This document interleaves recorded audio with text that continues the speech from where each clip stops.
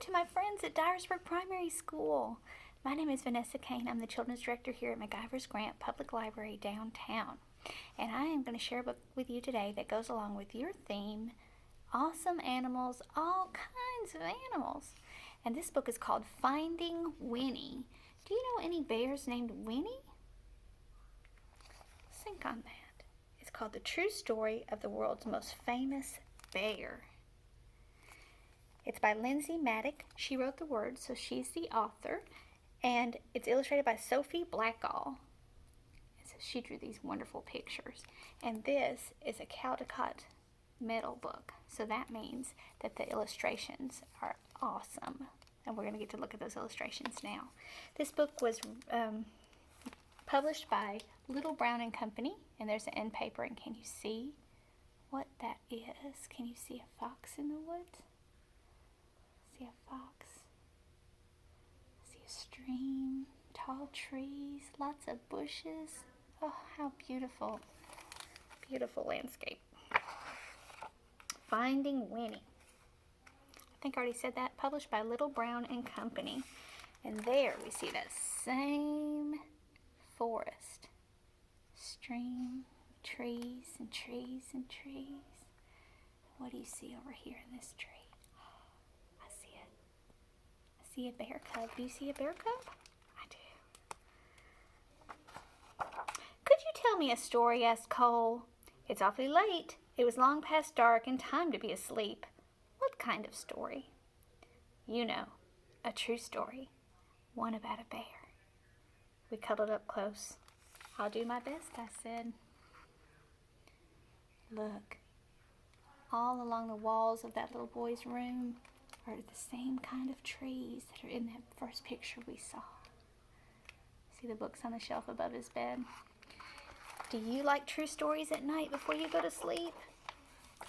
A very long time ago, about 100 years before you were born, there was a veterinarian who lived in Winnipeg. His name was Harry Colburn. A vegetarian, said Cole. Bear doesn't like vegetables. A veterinarian, that means an animal doctor.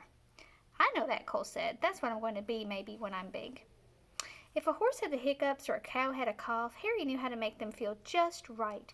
Harry's hands were never cold, even in Winnipeg, where winters are so frosty that icicles grow on the insides of your nose. That was just the kind of doctor that he was. There is that veterinarian helping us sick horse, isn't he? You think you're gonna? Would you like Harry if you met him? Do you think? But a day came when Harry had to say goodbye to Winnipeg. There was a war far, far away, beyond the end of the country and on the other side of the ocean, and he was going to help. He would be caring for the soldiers' horses. Harry rode east on a train full of other soldiers. He leaned his head against the window, watching the land scroll by, wondering what it would be like to be so far from home. And there they all are saying goodbye. He's getting on the train. And there's Henry on the train looking out at that wide wilderness, wondering what it's going to be like to be so far away. The train rolled right through dinner and over sunset and around 10 o'clock and into a nap and out the next day until it stopped at a place called White River, and Harry decided to stretch his legs.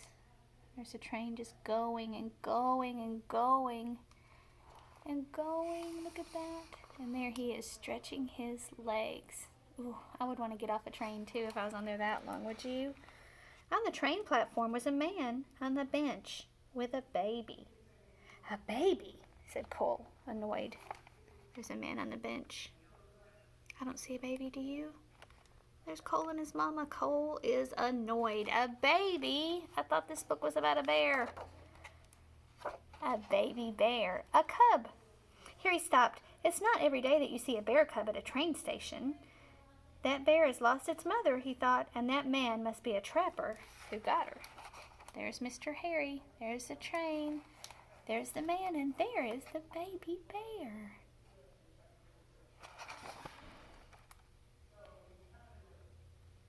What do trappers do? Asked Cole. It's what trappers don't do. They don't raise bears. Raise them? You know, she said. Love them. There's Mama and Cole. Harry thought for a long time, and then he said to himself, There is something special about that bear. He felt inside his pocket and said, I shouldn't. He paced back and forth and said, I can't. And then his heart made up his mind, and he walked up to the trapper and said, I'll give you $20 for that bear. Look at Harry trying to make up his mind. Look at him pacing. Oh my goodness, he doesn't know what to do. And there he gives that man $20. $20? Is that a lot? Asked Cole. Back then, I said, even more than a lot. It was a lot of money back then. Would you give somebody $20 for a bear? What's he going to do with a bear when he's going on the train? Captain Colburn, said the colonel on the train as the little bear sniffed at his knees. We are going on a journey thousands of miles, heading into the thick of battle, and you propose to bring this most dangerous creature? Does it look very dangerous right there? It doesn't, does it? It looks like a teddy bear right there, doesn't it?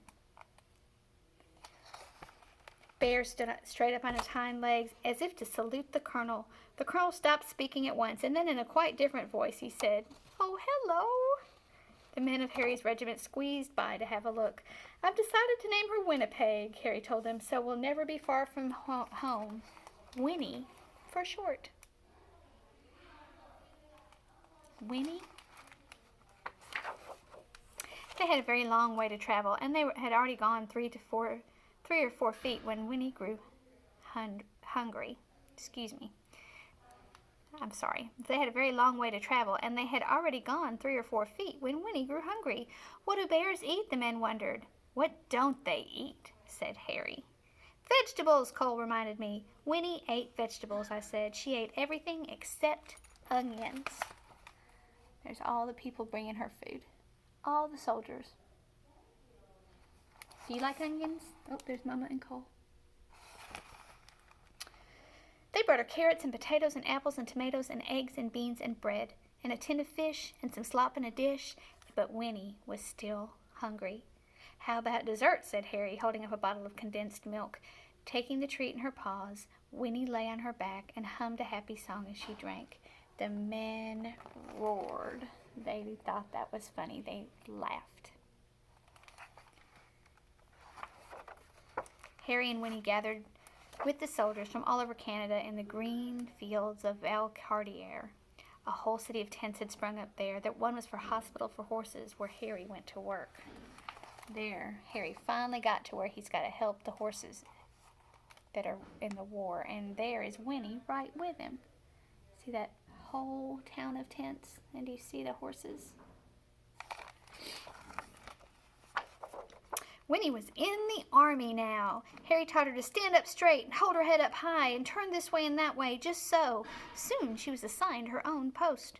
Even the colonel agreed that Winnie was a remarkable bear. She might have been the best navigator in the whole army. If you hid something, she could find it. And what if it was farther away and farther away? She still could find it. Remarkable, he cried. There they are. There's Winnie. And there she is finding something that they've hidden. Can you see the path that she had to take to find it? Oh, she's going all through all the different tents. She made a little loop. Going back around and around and around, and there she found them. In the evenings, both of them were too tired to move. When Harry thought about Winnie and the voyage across the ocean, his head said, I shouldn't. His head said, I can't. But his heart made up his mind. There's Winnie sleeping under the bed with Harry. And there's Harry on a horse looking out.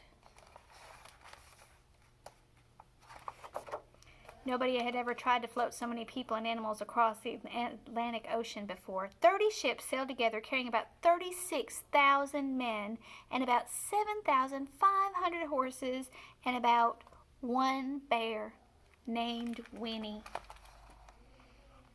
Can you see Winnie at the front of that boat? And there's all those boats next to her. All those people and horses going to help. When they finally arrived in England, the regiment went to training on Salisbury Plain, where it rained and rained and rained. But Winnie didn't seem to mind. She was the mascot of the 2nd Canadian Infantry Brigade, and she attended her post with vigor. One day, Harry came running while she was still doing her exercises in the tent.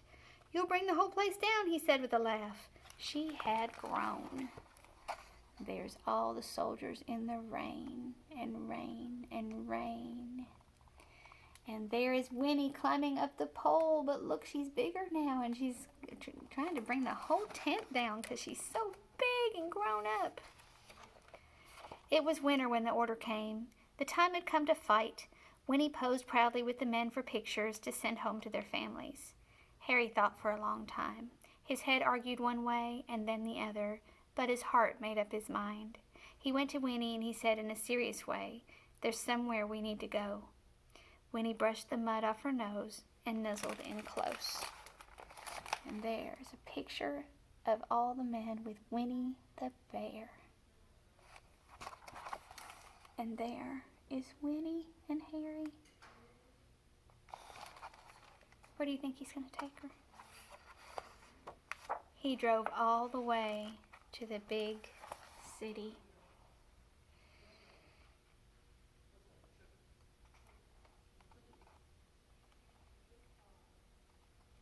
See the big city behind him? "We are here," said Harry. "The London Zoo." Harry took a deep breath. "Winnie, this is going to be your home for a while," he said. She tilted her head. "We're shipping out to France," he explained. "I have to take care of the horses at the front." The front is the part of the war where people are fighting, and it's very dangerous. She rested her head against him. "I know you want to come, but it's not safe." Winnie's head bowed. Harry's hands were warm as sunshine as usual. "There is something you must always remember," Harry said. "It's the most important thing, really. Even if we're apart, I'll always love you, and you'll always be my bear." Have you ever had to go away from somebody who had to go do something you couldn't go with them? Sometimes that's really hard, isn't it? But he made sure she had a safe place to go at the zoo. Let's see what happens. "Is that the end?" "That's the end of Harry and Winnie's story," I said. "But I don't want it to be over," said Cole. "Sometimes," I said, "you have to let one story end so the next one can begin." "How do you know when that will happen?" "You don't," I said, "which is why you should always carry on." So there is a top view of that London Zoo. Looks like a fun place to be, doesn't it? And there's Harry and his mom. Do you think the story's over? What if we turn the page and see? Do you think it'll say the end? Do you think there'll be another story behind it? Once upon a time. It's a new story. Once upon a time, there was a little boy with a stuffed bear. He'd had his bear ever since he was a baby. But somehow the boy had never found the right name for him. He tried Teddy and Edward and even Big Bear. But he didn't like those names. What does that bear look like? Does that look like a famous bear? One day, the boy went to visit the London Zoo with his father, and there was a bear, a real bear, on the terraces there. Right away, the boy thought, there is something special about that bear. Her name was Winnie. They became true friends. The boy was allowed to come right up inside her enclosure to play. Once the boy found Winnie. He knew just what to call his stuffed bear. He named it Winnie the Pooh. And the boy was called, what was his name? If his bear was Winnie the Pooh, Cole, said Cole. Do you think his name was Cole? His name was Christopher Robin Milne. Christopher Robin would sit with Winnie at the zoo, and then he would take his stuffed animal on all sorts of adventures in the woods behind his home. His father, Alexander Milne, wrote books about them. Harry's Winnie became Winnie the Pooh, and there has never been a more beloved bear. So Winnie the Pooh got his name from a real bear. But what happened to Harry? Cole asked. When Harry visited Winnie at the zoo, he saw how happy she was. She was being raised. She was truly loved. And that was all he had ever wanted, from the moment they had met at the train station in White River. So after the war, Harry returned to Winnipeg in his life as an animal doctor. Before long, he was married and had a son named Fred, and Fred had a daughter named Laureen, and Laureen had a daughter named Lindsay, which is me. And then I had a son. When I saw you, I thought, there is something special about this boy. So I named you after your great-great-grandfather, Captain Harry Colburn. I named you Cole. So it was a happy ending, wasn't it? And that mama is the great-granddaughter of the man who found Winnie the bear, who turned into Winnie the Pooh. And that is the end of that story. Almost. That's me, said Cole in a whisper. That's you. And that's Winnie. Yes, I said, that's Winnie. And it's all true. Sometimes the best stories are, I said. Cole's eyes grew big, and he said nothing for a long time, and then he hugged his own bear close and let out a yawn that reached far away, and they both turned over and fell asleep. And that was the end of that book. And then there's an album in the back where you can flip through and see pictures. That's the real Harry. And there is his diary on the page where he was talking about the bear. Bought a bear, $20. And there's some more pictures of the real Winnie and the real soldiers.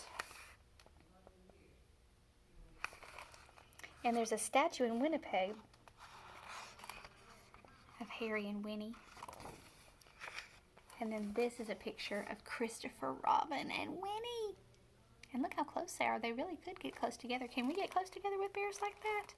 Not usually. Winnie was a special bear. And there's a picture of Lindsay, the mama in the story, and Cole, her baby. I hope you enjoyed this book. And I'm so tickled to be talking to you about some awesome animals. And we will meet again soon. Bye-bye.